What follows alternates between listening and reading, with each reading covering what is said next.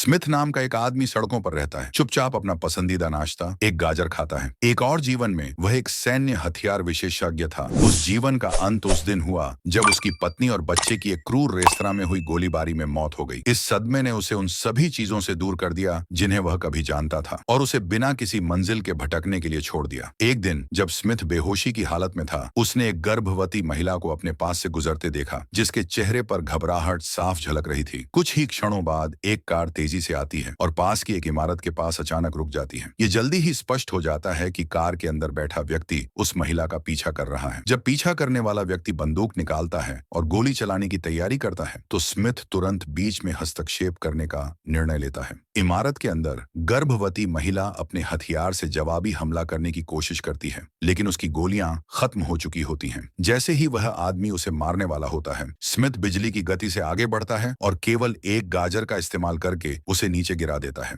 यहीं से सब कुछ नियंत्रण से बाहर हो जाता है। अब उसे गोली मार दी जाएगी। हालांकि यह क्षण मुश्किल से ही समाप्त होता है कि और अधिक सशस्त्र लोग आ जाते हैं और पीछा करना शुरू कर देते हैं। कोई और विकल्प न होने पर स्मिथ एक बंदूक उठा लेता है और एक हिंसक गोलीबारी में फंस जाता है। हमलावरों को हराने के बाद स्मिथ खुद को एक अविश्वसनीय स्थिति में पाता है, जहां वह महिला को प्रसव में मदद कर रहा होता है। प्रसव के दौरान भी और अपराधी घुसपैठ कर आते हैं, जिससे स्मिथ को मां और बच्चे दोनों की रक्षा करते हुए लड़ना पड़ता है। इस अराजकता के बावजूद बच्चा सुरक्षित रूप से पैदा होता है। उन्हें जीवित रखने के लिए स्मिथ मां से छिपने का आग्रह करता है, जबकि वह हमलावरों को रोके रखता है। अराजकता के दौरान वह समूह के नेता हर्ज नामक व्यक्ति को पकड़ लेता है। स्मिथ को जल्द ही पता चलता है कि हर्ज का हथियार एक फिंगरप्रिंट सिस्टम द्वारा लॉक है, जिससे वह किसी और के लिए बेकार है। जैसे जैसे खतरा बढ़ता जाता है, स्मिथ मां और उसके नवजात शिशु के साथ जान बचाकर भागने की कोशिश करता है, रास्ते में गोलियों से बचते हुए। लेकिन सीढ़ियों पर उसे पता चलता है कि महिला को सिर में गोली लगी है और वह मर चुकी है। बच्चे को भी मरने देने से इनकार करते हुए स्मिथ अकेले ही बच्चे के साथ भाग जाता है। हथियारबंद लोग उसका पीछा करते रहते हैं जब तक कि स्मिथ एक छत पर गिर नहीं जाता। भागने के लिए कोई जगह न होने पर वह एक बार फिर एक क्रूर गोलीबारी में उलझ जाता है। एक लंबे और थका देने वाले संघर्ष के बाद स्मिथ बच जाता है और पास की एक इमारत पर छलांग लगा देता है और अंततः भागने में सफल हो जाता है। हर्ज अपने आदमियों और अभी अभी जन्म देने वाली महिला के शव के साथ पीछे रह जाता है। गुस्से और उलझन में डूबा हुआ वह उस रहस्यमय आदमी के प्रति जुनूनी हो जाता है जिसने अकेले ही उसके ऑपरेशन को बर्बाद कर दिया था। अगले दिन स्मिथ बच्चे को गोद में लेकर शहर में घूमता है। तभी उसकी नजर एक अच्छे कपड़े पहने हुए आदमी, जिसका नाम ग्रेग है, पर पड़ती है, जो उन्हें दूर से देख रहा है। खतरे को भांपते हुए स्मिथ एक सार्वजनिक शौचालय में छिप जाता है। जल्द ही ग्रेग वहां पहुंचता है और बच्चे की मांग करता है। स्मिथ इनकार कर देता है, जिससे एक और हिंसक गोलीबारी शुरू हो जाती है। अंततः स्मिथ स्थिति पर नियंत्रण पा लेता है और ग्रेग की जान बख्शने का फैसला करता है। फिर बच्चे को लेकर एक बार फिर भाग जाता है। इसी समय हर्ज को स्मिथ के ठिकाने के बारे में नई जानकारी मिलती है। बिना किसी हिचकिचाहट के वह अपना रास्ता बदल लेता है और स्मिथ का पीछा करने का निश्चय कर लेता है, और यह सुनिश्चित करता है कि बच्चा जीवित न बचे। इस बीच स्मिथ बच्चे को एक सार्वजनिक पार्क में ले जाता है और उसे वहीं छोड़ने की योजना बनाता है। उसे उम्मीद है कि कोई दयालु अजनबी बच्चे को ढूंढ लेगा और उसकी परवरिश करेगा। लेकिन जब एक महिला बच्चे को उठाने के लिए आती है, तो अचानक दूर से उस पर गोली चलाई जाती है। उसी क्षण स्मिथ को सच्चाई का एहसास होता है। शुरू से ही हर्ज का समूह मां के पीछे नहीं था, उनका असली निशाना बच्चा था। खतरे को समझते हुए स्मिथ स्नाइपर के निशाने को बिगाड़ने के लिए जवाबी फायरिंग करता है, जिससे उसे बच्चे को पकड़ने और उस इलाके से भागने के लिए पर्याप्त समय मिल जाता है। कुछ समय बाद स्मिथ बच्चे को एक वेश्यालय में ले जाता है, यह सोचकर कि वह उसे डोना नाम की एक वेश्या की देखरेख में छोड़ देगा। वह बच्चे की देखभाल के लिए उसे पैसे देता है। डोना मना कर देती है, क्योंकि उसे लगता है कि स्मिथ ने बच्चे का अपहरण कर लिया है। दूसरी ओर हर्ज बच्चे की मां के शव की जांच करता है और एक भयावह निष्कर्ष पर पहुंचता है। बच्चे को जीवित रखने के लिए स्मिथ को दूध की आवश्यकता होगी। वह अपने आदमियों को शहर में स्तनपान कराने वाली महिलाओं की तलाश करने का आदेश देता है। अपनी जांच के दौरान वे डोना का पता लगाते हैं और उसे स्मिथ के बारे में जो कुछ भी पता है उसे बताने के लिए मजबूर करते हैं। डोना बताती है कि स्मिथ बच्चे के साथ कैसे आया था, लेकिन जोर देकर कहती है कि उसे नहीं पता कि वह अब कहां है। उसकी कहानी पर संदेह करते हुए हर्ज उसे धमकाता है और उसे डराने के लिए मेज पर रखी बोतलों पर गोलियां चलाता है। जैसे ही हर्ज की क्रूरता चरम पर पहुंचती है, स्मिथ अचानक प्रकट होता है और उस पर अपना हथियार तान देता है। तनावपूर्ण गतिरोध में स्मिथ को शीघ्र ही पता चलता है कि हर्ज की बंदूक खाली है और वह उसे निहत्था कर देता है। इसके बाद पता चलता है कि यातना के दौरान स्मिथ ने पहले अकेले ही हर्ज के सभी आदमियों को मार गिराया था। जब हर्ज को लगता है कि फिंगरप्रिंट लॉक के कारण उसकी बंदूक बेकार है, तो स्मिथ हर्ज के एक आदमी के कटे हुए हाथ का उपयोग करके उसे गलत साबित कर देता है और बंदूक चलाकर हर्ज को सीधे सीने में गोली मार देता है। उसके बाद स्मिथ डोना से उसके साथ भागने का आग्रह करता है। वे एक ग्राहक की कार चुराते हैं और घटनास्थल से भाग जाते हैं। उन्हें इस बात का एहसास नहीं होता कि बुलेट प्रूफ जैकेट पहने हर्ट गोली लगने के बावजूद बच जाता है। गाड़ी चलाते समय स्मिथ बताता है कि बच्चा उसके पास कैसे आया और वह बच्चे को अधिकारियों के हवाले करने से क्यों इनकार करता है। उनके इस खास पल में एक लापरवाह ड्राइवर सड़क पर कचरा फेंक देता है। इस लापरवाही भरे व्यवहार से क्रोधित होकर स्मिथ तुरंत प्रतिक्रिया करता है और ड्राइवर को एक खड़ी कार से टकरा देता है। बाद में स्मिथ गोला बारूद खरीदने के लिए एक बंदूक की दुकान पर रुकता है, लेकिन उसे पता चलता है कि उसके पास पर्याप्त पैसे नहीं हैं। डोना को गुस्सा आता है क्योंकि उसे लगता है कि स्मिथ ने उससे झूठ बोला है और वह गुस्से में बाहर निकल जाती है। स्मिथ जल्द ही उसे एक गली में एक दूसरे आदमी के साथ पाता है।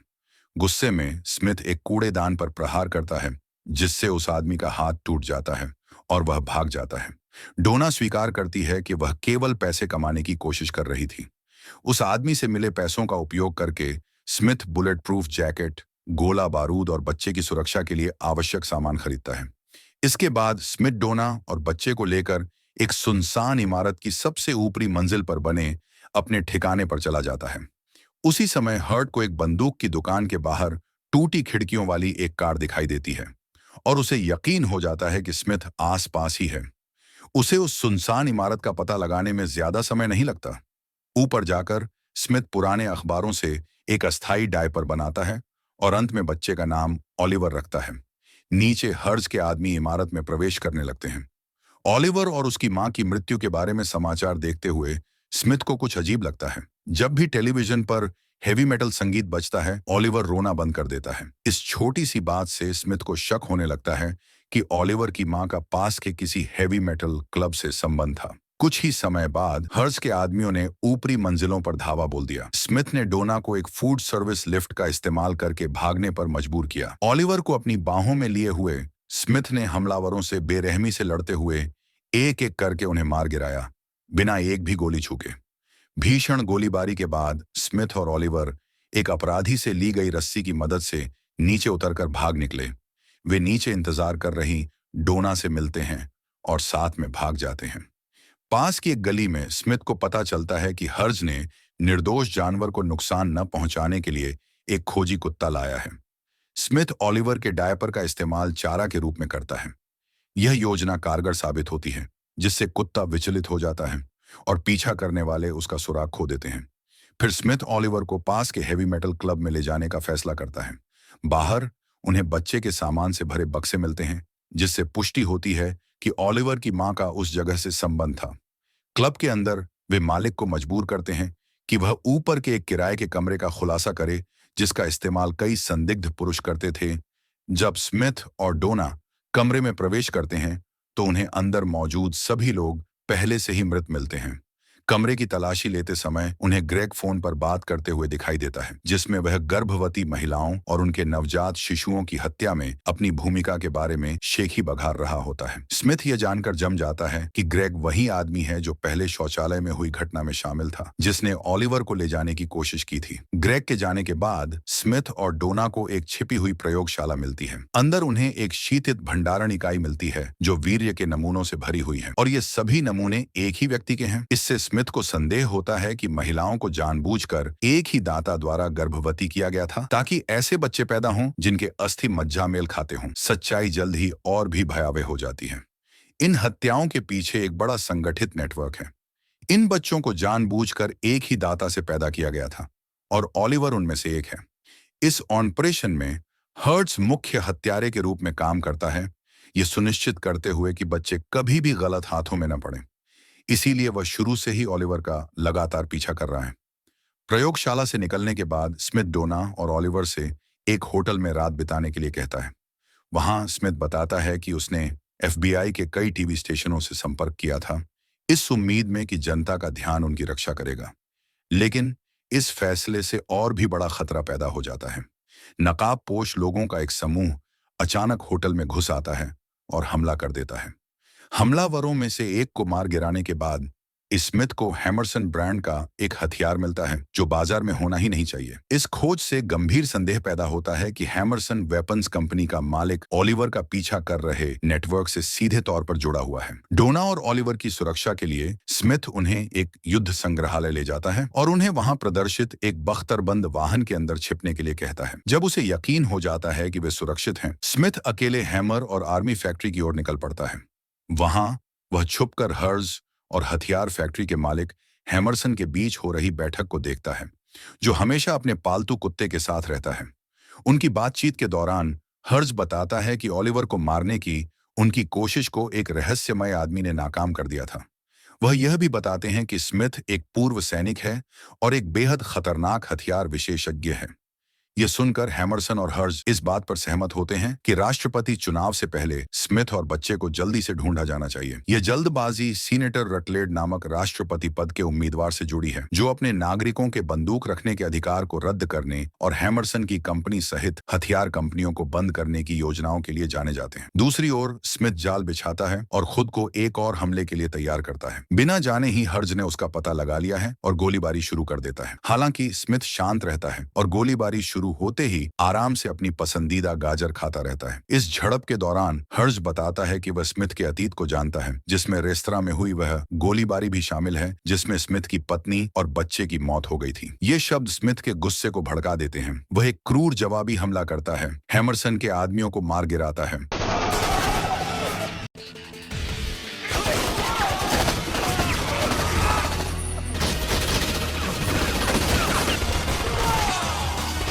और भाग निकलने में कामयाब हो जाता है। स्मिथ डोना से मिलता है और बताता है कि ओलिवर की तलाश के पीछे हैमरसन का हाथ है। हालांकि इस साजिश का पूरा मकसद अभी भी स्पष्ट नहीं है। जब डोना ओलिवर का डायपर बदल रही होती है तो स्मिथ सीनेटर रटलेड के बारे में एक अखबार की कतरन देखता है। उस पल सब कुछ समझ में आ जाता है। रटलेड को ओलिवर के अस्थि मज्जा की आवश्यकता है, जबकि हैमरसन बच्चे को मारना चाहता है ताकि रटलेड को कोई उपयुक्त दाता न मिल सके। ये जानकर स्मिथ सीनेटर के खिलाफ अपनी चाल की योजना बनाने लगता है। फिर डोना ओलिवर को शहर से बाहर ले जाती है बस से, जबकि स्मिथ अपनी योजना को अमल में लाता है। रास्ते में हर्ज के आदमी फिर से हमला करते हैं। डोना स्मिथ से अलग हो जाती है और स्मिथ एक चोरी की कार में ओलिवर के साथ भाग जाता है, जिससे सड़कों पर एक तनावपूर्ण पीछा शुरू हो जाता है।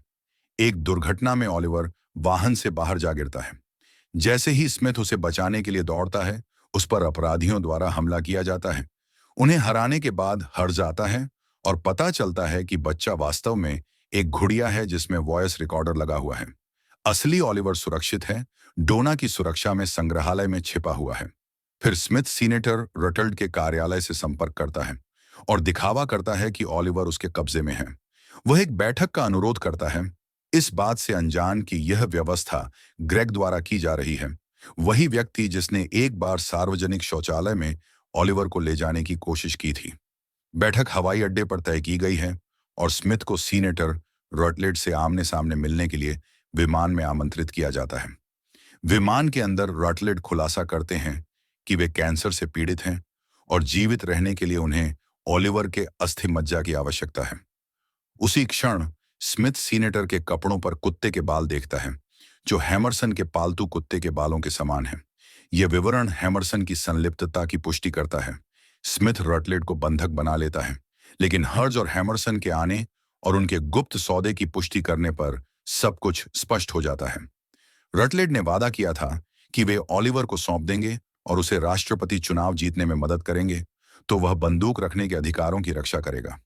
स्मिथ रटलेड को जबरदस्ती मालवाहक डिब्बे में ले जाता है और एक बात स्पष्ट कर देता है, सीनेटर की मृत्यु से जनता की सहानुभूति बढ़ेगी और सख्त बंदूक नियंत्रण कानूनों को आगे बढ़ाया जाएगा।